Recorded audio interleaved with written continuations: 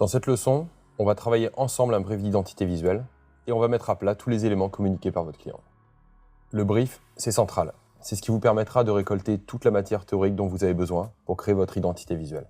C'est pour ça qu'il doit vous ressembler et coller à votre méthode. En général, tous les briefs clients se ressemblent plus ou moins et vous allez vite tomber sur des banalités.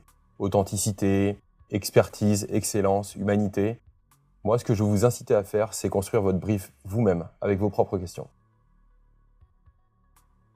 Pour résumer, un brief design maison, ça sert à 3 choses principalement. À récolter toute la matière dont vous avez besoin pour travailler. Ça sert également à contourner les généralités sur lesquelles vous allez tomber la plupart du temps, mais également introspecter votre client, son activité, ses désirs de manière beaucoup plus profonde. Pour ça, j'ai quelques petits conseils à vous donner.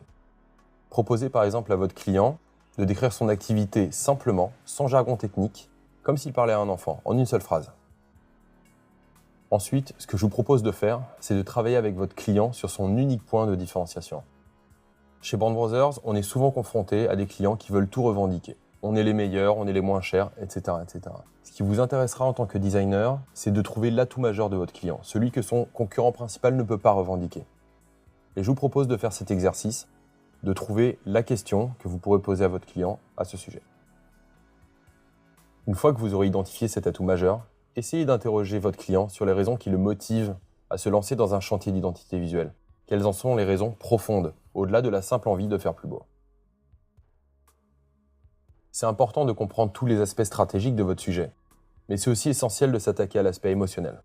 Là, on veut savoir sa raison d'être en tant que chef d'entreprise. Qu'est-ce qui le motive à se lever tous les matins?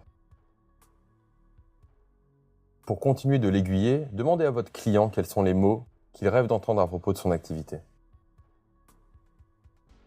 Par la suite, essayez de mouiller un peu votre client et faites-le parler de design. Est-ce qu'il est capable de formuler avec ses propres mots le style que devra dégager son identité visuelle?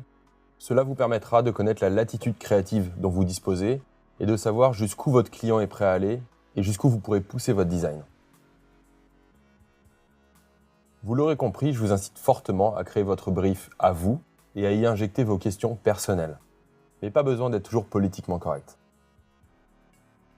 Maintenant que je vous ai donné toutes les clés pour bien travailler votre brief client, dans la prochaine leçon, on va voir comment dépasser les idées de surface.